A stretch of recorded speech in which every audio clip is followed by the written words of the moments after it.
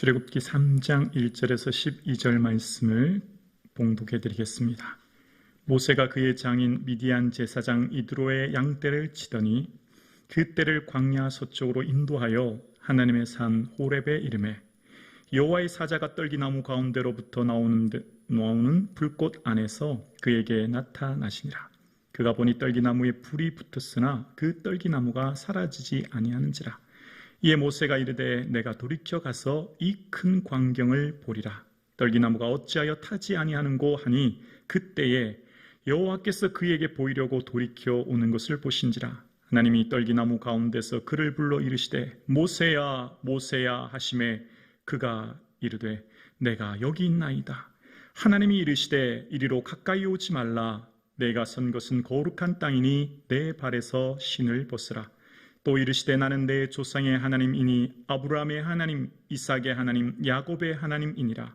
모세가 하나님 배웁기를 두려워하여 얼굴을 가리매 여호와께서 이르시되 내가 애굽에 있는 내 백성의 고통을 분명히 보고 그들이 그들의 감독자로 말미암아 부르짖음을 듣고 그 근심을 알고 내가 내려가서 그들을 애굽인의 손에서 건져내고 그들을 그 땅에서 인도하여 아름답고 광대한 땅, 젖과 꿀이 흐르는 땅, 곧 가나안 족속, 헷 족속, 아모리 족속, 브리스 족속, 히위 족속, 여부스 족속의 지방에 데려가려 하노라. 이제 가라. 이스라엘 자손의 부르짖음이 내게 달하고 애굽 사람이 그들을 괴롭히는 학대도 내가 보았으니 이제 내가 너를 바로에게 보내어 너에게 내 백성 이스라엘 자손을 애굽에서 인도하여 내게 하리라. 함께요. 모세가 하나님께 아뢰되 내가 누구이기에 바로에게 가며 이스라엘 자손을 애굽에서 인도하여 내리까? 하나님이 이르시되 내가 반드시 너와 함께 있으리라. 내가 그 백성을 애굽에서 인도하여 낸 후에 너희가 이 산에서 하나님을 섬기리니 이것이 내가 너희를 보낸 증거니라. 아멘. 1913년 프랑스 농업인이며 엔지니어인 막시밀리언 링겔만이라는 사람이 만든 법칙 하나가 있습니다. 바로 링겔만 법칙이라는 건데요. 일반적으로 이 사람들이 줄다리기를 할 때, 영차 줄다리기죠. 그 줄다리기를 할 때 한 명 한 명씩 줄다리기를 하면 최선을 다해서 100% 힘을 다한대요. 최선을 당겨서 이기려고 한대요. 그래서 내 있는 에너지 100%를 쓴다는 거예요. 한 명이 했을 때. 그런데 2명이 되고 4명이 되고 8명이 되고 숫자가 늘어나면 쓰는 힘이 줄어든대요. 한 8명이 같이 하면 자신의 있는 힘의 50%만 쓴대요. 내가 좀 안 해도 옆 사람이 당기겠지. 이 힘든데 내가 좀 덜 해도 뒷사람이 당기겠지. 그 생각하고 혼자 할 때는 100% 힘을 쓰는데 사람이 점점 늘어나기 시작하면 그 힘에 쓰는 퍼센트가 점점 줄어든다라고 하는 게 링겔만 법칙입니다. 우리가 어떤 일을 할 때 너만을 위해 너만 택했어 라고 하면 아주 기쁘게 합니다. 왜냐하면 나만이라는 특권의식이 생기거든요. 그런데 너를 포함해서 함께 부르셨어 라고 하면 나는 좀 빠져도 되겠지 라고 하는 생각을 하게 되어요. 왜냐하면 나 외에도 다른 사람들이 있으니까요. 우리가 하나님께서 세우신 공동체라고 하는 이 교회 공동체를 세워가는 것은 함께 공동체를 세워가는 건데요. 함께 몸된 교회를 세워가는 데 있어서 우리가 늘 기억할 게 있습니다. 하나님이 나만 부르셨어. 나만을 위해 하나님의 특별한 예비를 하셨어 라고 생각해야지 나를 포함해서 우리라고 하는 생각을 하면요. 내가 좀 빠져도 되겠다라고 생각하기 쉽거든요. 하나님이 모세를 부르셨어요. 그러면 모세를 부르면 모세가 얼마나 기쁘게 주의를 해야 될까요? 하나님의 그 거대한 하나님의 역사를 이루시는데 말입니다. 그런데 모세가 생각할 때 첫 번째 모세는 지금 하나님이 자신을 부르실 때가 이미 지났다 생각했던 것 같아요. 왜냐하면 오늘 이 모세를 부르는 사건은 스데반이 설교할 때 출애굽기 7장에 보면 40년이 참회라고 이야기하거든요. 애굽에서 40년 동안 있었고 또 40년 동안 광야에 있었기 때문에 지금 80세예요. 지금 이미 자신의 생물학적 나이가 너무 늙었고 이미 나는 할 수 없어 라고 하는 내 때가 지났다. 내 때는 이미 할 수 없어 라고 생각했던 것 같고요. 두 번째는 이때 당시 바로 왕이죠. 파라오는 절대 권력자입니다. 한번 집권을 하면 죽을 때까지 하는 거예요. 이게 신적인 존재이니까요. 그런데 지금 모세가 얼마 전에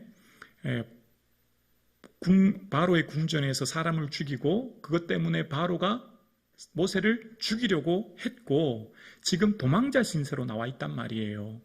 근데 지금 만약에 다시 바로에 있는 애굽궁으로 가면 나는 죽을 목숨이나 마찬가지지요. 과거에 목숨의 위협을 구하러 지금 왔는데 다시 간다고 하는 것은 그 사건에 대해서 다시금 책임을 물을 수 있는 소지가 있기 때문입니다. 그러니까 지금 하나님 부르셔서 다시 간다고 하는 것은 두 번째 내 목숨이 위험해질 수 있는 거예요. 그러니까 하나님 부르셨어요. 부르셨는데 아무리 생각해도 이미 나는 나이가 많이 들었고 때가 지냈을 뿐더러 중요한 것은 내가 누구이오며 라고 하는데 여기 내가 누구입니까? 라고 하는 것은요 두려움이 있는 거예요. 두려움. 내가 다시 그 애굽으로 가게 되면 위험해질 수 있는 상황이기 때문이에요. 자, 그런데 여러분 하나님이 모세를 택한다는 것은요 하나님의 특별한 은혜인 줄로 믿습니다.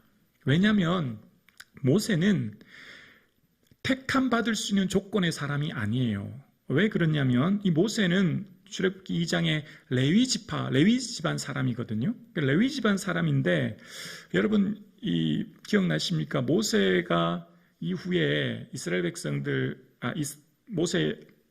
야곱이 12아들을 축복해요. 야곱이 12아들을 축복하는데 레위와 잠시만요. 네. 레위와 시므온에게는요 폭력의 도구다. 노여움이 혹독하니 저주를 받을 것이다. 그렇게 이야기해요. 그러니까 레위 지파는 저주받은 지파, 절대 축복받을 수 있는, 부름받을 수 있는 조건이 안 되는 지파. 다시 말하면 모세는 하나님의 부름받아서 하나님의 일을 할 수 있는 그런 집안 배경이 아니라는 거죠. 모세는 지금 하나님의 부르심을 받은 것은 하나님의 특별한 은혜였어요. 조건이 안 되니까요. 레위 지파의 부르심을 받을 수 있는, 일할 수 있는 조건이 안 되니까요. 그럼에도 불구하고 하나님은 모세를 부르셨어요. 모세를 통해서 일하실 계획을 세우신 거예요. 그리고 지금 모세가 살아있는 것은 다 전적인 하나님의 은혜입니다. 왜냐하면 남자아이는 다 죽어야 되잖아요. 그런데 그 아이를 나일강에 띄워서 지금 살아있는 게 모세이지 않습니까? 그러니까 모세의 살아있는 삶 전체는 전적인 하나님의 은혜인 거죠. 은혜로 지금까지 여기까지 왔어요. 그런데 하나님께서 모세를 부르셔서 이제 보내려고 하시니 모세가 하나님 내가 누구에게 이스라엘 자손을 애굽에서 인도하겠습니까? 라고 거절하는 모습이 등장하게 되어집니다. 엄밀히 말하면 목숨의 위협에 대한 두려움 때문인 거예요. 우리가 주의 일을 하기 위해서 부르심 받을 때 첫 번째 두려움이 앞섭니다. 내가 주의 일을 할 수 있는 조건이나 환경이 안 될 뿐더러 지금 내 삶의 자리가 너무 힘들기 때문에 지금 내가 지고 있는 이 짐도 너무 어렵기 때문에 하나님의 일을 진다고 하는 것은 나를 너무나 힘들게 하는 일이에요. 또 지금 모세를 부르셨던 것처럼 아무리 생각해도 내가 지금 하나님의 일을 할 수 있는 때가 아니에요. 지금 내 때는 주의 일을 할 때가 아니라 아무리 생각해도 모세의 때처럼 내가 생각하는 하나님의 때는 조금 뒤에, 조금 더 있다가 추후에 하고 싶은 게 하나님 부름받은 사람들의 특징인 거죠. 하나님 부르시면 누구나 다 조금 더 있다가 추후에, 그리고 하나님 저는 아직 조건이 안 됩니다 라고 하는 그 내면에 있는 두려움, 내면에 있는 하나님의 일을 하기에 헌신과 희생을 해야 된다고 하는 두려움이 내면에 존재하는 거예요. 목사로 섬기다 보면 현실과 믿음의 이 간격이 너무 큰 걸 봐요. 무슨 말이냐면 믿음은 예수님께서 세우신 믿음의 기준이 있어요. 우리의 모든 신앙의 기준이 어디죠? 성경이죠. 우리의 모든 삶의 기준이 예수님이에요. 그러면 예수님이 말씀하신 대로 목회하고 예수님 말씀하신 대로 성도들을 지도하고 예수님 말씀하신 대로 성도들에게 있는 그대로의 복음을 전해야 돼요. 그러자면 현실이라고 하는 벽이 있어요. 성도님들의 삶의 자리예요. 너무 힘들어요. 지금 상황을 보세요. 금리는 오르죠. 물가는 오르죠. 뿐만 아니라 가족, 자녀 교육하며 생활하는 삶의 자리가 너무 힘들어요. 어려워요. 근데 하나님 말씀하신 믿음의 그 삶의, 예수님 말씀하신 믿음의 기준 그대로 성도들에게 전하고 요구하고 따르도록 해야 되는데 그것이 참 어려워요. 목사의 마음이. 예수님이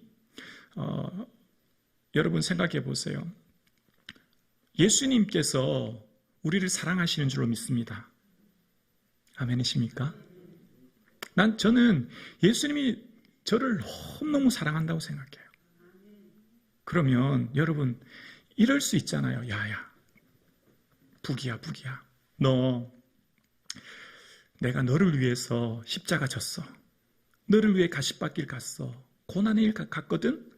너는 좀 편하게 와, 편하게. 짐도 좀 내려놓고 넓은 길, 편한 길, 고속도로로 와라. 나는 비록 가시밭길, 고난의 길, 어려운 길, 십자가 메고 가. 그런데 부기야, 너는 내가 너무 너를 사랑해. 그러니까 십자가 지지 말고, 짐도 좀 지지 말고, 나는 가시밭길 가지만 너는 저 넓은 신장로 대로로 와라. 그래야 되잖아요. 사랑하신다면. 어느 부모는 보리밥 먹고 굶고 보릿고개 넘고 고생하는데 이제 살만해졌는데 똑같이 자녀에게 보리밥 먹이고 어렵게 하나요? 아니죠. 나는 비록 보릿고개 넘고 나는 비록 어려운 시기 지나도 내 자녀만은 풍족하게, 윤택하게, 부유하게 잘되게 하는 게 다 부모 마음이에요. 그러면 예수님도 날 사랑하시죠? 예수님 날 사랑하시면 야야야, 나는 네 위해 십자가 졌으니까 너 이제 편한 길 와라, 영광의 길 와라. 그래야 맞잖아요. 근데 예수님 그렇게 말씀하지 않으셨다는데 여기에 우리 믿음의 눈이 뜨여야 되는 거예요. 여기에 우리의 시야가 열려야 되는 거예요. 왜 그러면? 왜 주님은 주님 가신 그 길 우리도 오라고 하실까? 주님 십자가 지셨으면 대신 지셨는데 우리는 좀 편한 길, 영광의 길 가라 하시지. 부기야, 너도 내 십자가 져야 된다. 네 십자가 지고 따르지 않으면 합당하지 않아. 너 부인하고 나를 따라야만 돼 라고 하신 이유가 뭘까요? 그 길 속에 참된 영광의 길이 있는 줄로 믿습니다. 그 길 속에 참된 기쁨이요 은혜의 길이 있기 때문인 줄로 믿습니다. 예수님이 십자가 지셔야만 온 인류를 구원하셨듯이 김부기 목사가 십자가를 져야 성북중앙교회가 살고, 여기 계신 장로님들이 십자가를 지셔야 성북중앙교회 성도님들이 살고, 여기 계신 어머니가 십자가를 져야 그 가정이 살고, 여기 계신 아버지가 십자가를 져야 그 가정이 살게 되는 줄로 믿습니다. 주님은 하늘의 미랄을 요구하고 계세요. 하늘의 미랄이 땅에 떨어져야 된대요. 그 미랄이 나라고 말씀하세요. 내가 하늘의 미랄이 되어야 된대요. 예수님이 내가 십자가 지고 내가 하늘의 미랄이 되었듯이 너도 네 십자가 지고 너도 하늘의 미랄이 돼. 그래야 너를 통해 수많은 열매가 맺어져 라고 말씀하시는 거예요. 그러니 예수님 말씀하신 기준이 있어요. 우리의 기준은 성경이에요. 우리 기준은 말씀이에요. 근데 성도님들의 삶의 현실이 너무나 어려워요. 그래서 말씀 있는 그대로 전해야 되는데 성도님들 보면 괜찮아요. 그럴 수 있죠. 괜찮아요. 목사는 늘 다 괜찮다고만 얘기해요. 사실은 안 괜찮아요. 예수님은 안 괜찮다고 말씀하세요. 남들 다 그렇게 신앙생활 하는데요, 목사님. 뭐 그렇게 유달스럽게 기도하라, 예배하라 말씀하십니까? 다른 교회 권사 집사들 다 그렇게 하는데요. 다른 사람들도 다 그렇게 예수 믿는데요. 우린 다른 사람이 아니잖아요. 우리의 기준이. 다른 교회가 아니잖아요. 우리의 기준은 말씀이 되어야 되잖아요. 예수님이 되어야 되잖아요. 그런데 세대가 점점 흘러갈수록 어떻게 될까요? 신앙의 기준이 점점 낮아져요. 점점 힘든 건 요구하지 않아요. 교회에서 힘든 건 요구하면요, 성도님들이 다 지쳐 힘들어서 나가 떨어져. 교회도 안 와요. 모이지도 않아. 그러니까 강단에서 목사님들이요, 다 괜찮다고만 얘기해요. 70년대 설교와 2020년대 설교와 다른 점이 뭔지 아세요? 70년대, 80년대 목사님들의 설교는요, 아주 말씀에 있는 그대로 까다롭게 삶의 자리를 엄중하게 얘기하고, 그 십자가 지라고 얘기하고, 힘들어도 예배 드리라고 하고, 예배 목숨 걸라고 얘기하고, 기도하라고 얘기하고. 70년대, 80년대 목사님들 설교집 읽어보십시오. 정말 깜짝 놀랄 정도의 말씀이 얼마나 많은지 몰라요. 그런데 점점 세월이 갈수록 어떻게 될까요? 강한 말씀을 선포 못해요. 있는 그대로를 얘기를 못해요. 성도들이 싫어하거든요. 머리로는 알지만 마음으로 안 따라지거든요. 하나님께서 우리를 부르십니다. 우리를 부르시는데 이 길은 고난의 길이에요. 뭐 이게 힘든 짐이라는 것을 거부할 수가 없어요. 저와 여러분이 예수님 따라가는 길은요, 고난의 길이에요. 무거운 짐 지셔야 돼요. 결코 편한 길은 아닌 것이 확실합니다. 주님께서 부르신 이 고난의 길, 하나님께서 모세를 부르셨을 때 그것은 분명히 어려운 길임에 틀림이 없어요. 그런데 우리는 늘 그렇게 생각해요. 아무리 봐도 나는 능력이 안 되는 것 같아요. 스스로를 한번 생각해 보세요. 여러분, 권사님으로 자격이 되나요? 안수집사님으로 자격이 되나요? 장로님으로 자격이 되나요? 저는 저 스스로 생각해서 목사의 자격이 안 돼요. 여기서 자격이라고 하는 말은 실력이라고 하는 말이 맞을 것 같다. 실력. 다른 사람들보다 뛰어난 실력, 또 뛰어난 믿음, 뛰어난 다른 사람들에게 없는 것. 저는 아무리 생각해도 제가 무슨 집안이 좋나요? 배운 것이 더 탁월하나요? 제가 뭐 그렇다고 성격이 좋길 하나요? 없어요. 아무리 생각해도 없어요. 그런데 가만히 생각하면 한 가지는 있어요. 한 가지는 있어요. 저는 한 가지가 뭔지 아세요? 저는 기도는 자신 있어요. 기도는 자신 있어요. 저는 다른 건 몰라도 제가 성도님들한테 기도할 수는, 이렇게 하면 하나님 안 기뻐하시려나요? 하나님, 저는 열심히 기도할게요. 이게 맞는 것 같아요. 그러니까 여러분도 한번 생각해 보세요. 여러분도 가만히 생각해 보면 내가 주님을 위해 할 수 있는 한 가지는 있어요. 한 가지는. 모세야, 내가 있는 게 무엇이냐? 모세에 있는 게 뭐예요? 40년 동안 양치는 노인이. 지팡이 있는데요, 지팡이. 그래, 됐다. 그거 하나면 됐다. 그거 하나면 됐다. 그걸로 이적을 행해라.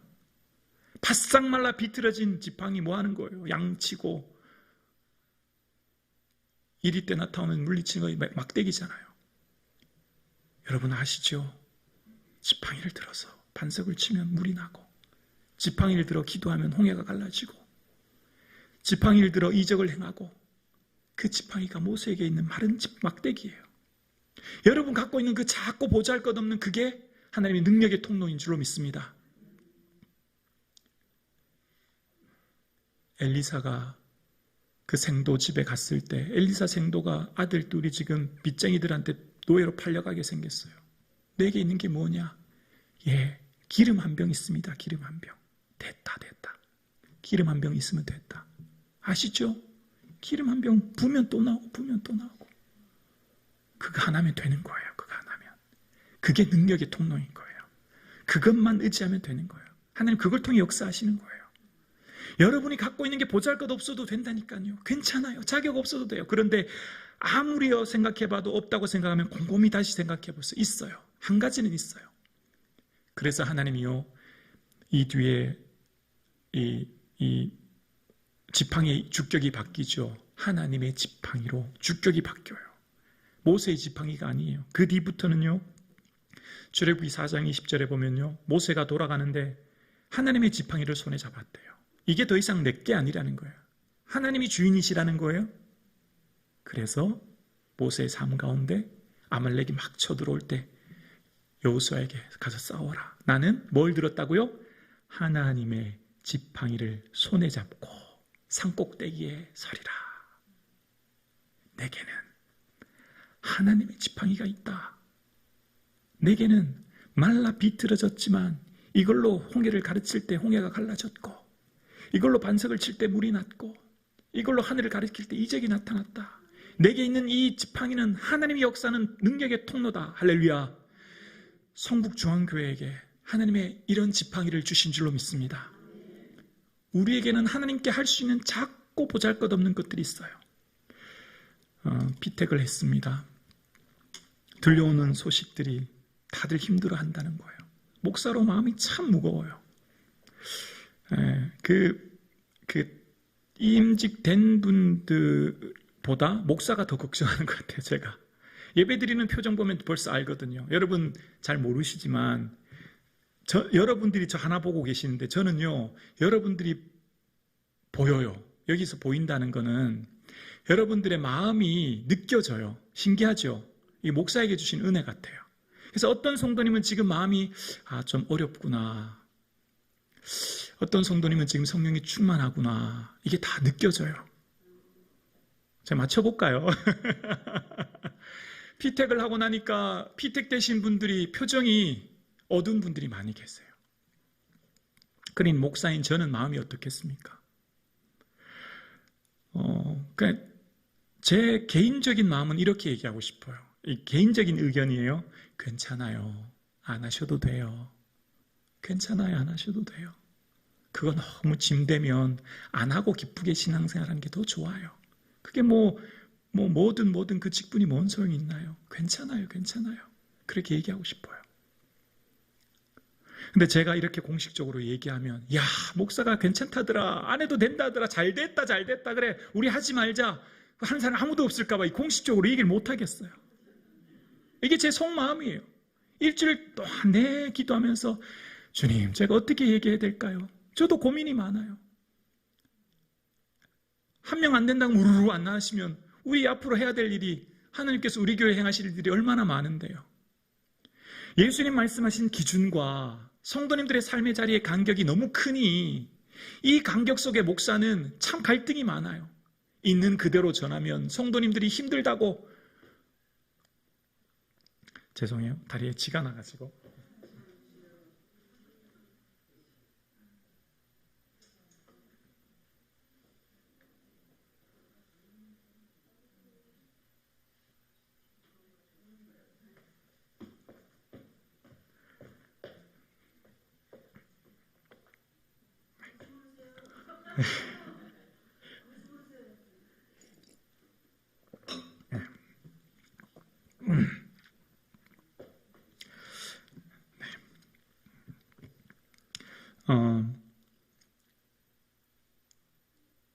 목사는 성도님들을 힘들게 하고 어렵게 할 마음이 전혀 없어요.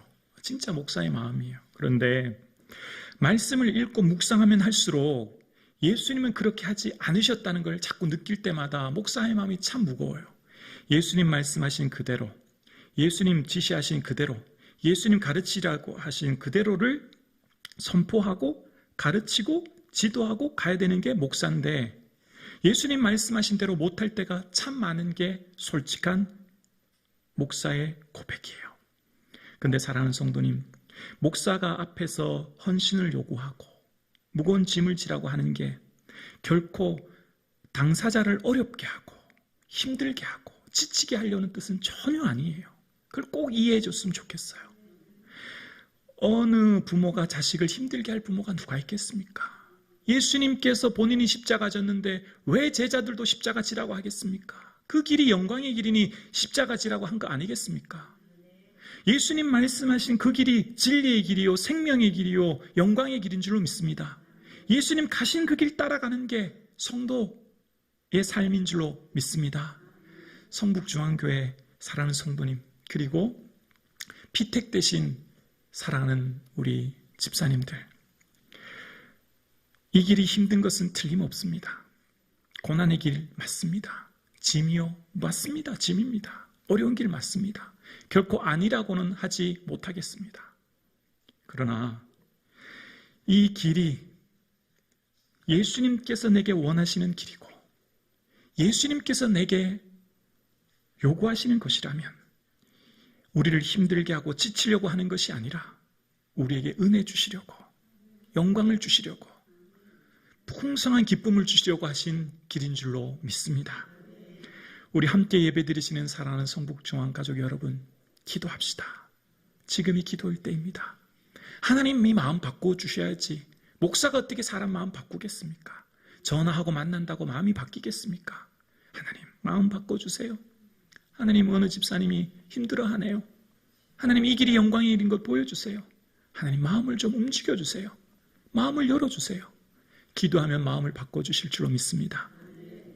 함께 예배드리시는 사랑하는 성도님들은 이제 피택된 분들을 향해 기도해 주셔야 합니다. 주님, 피택된 분들이 참 어렵고 힘들어합니다. 주님, 그 마음 바꿔주시고 기쁨으로 이 길 갈 수 있도록 인도하여 주옵소서.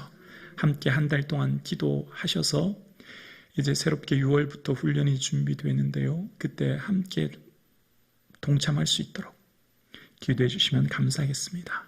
기도드리겠습니다.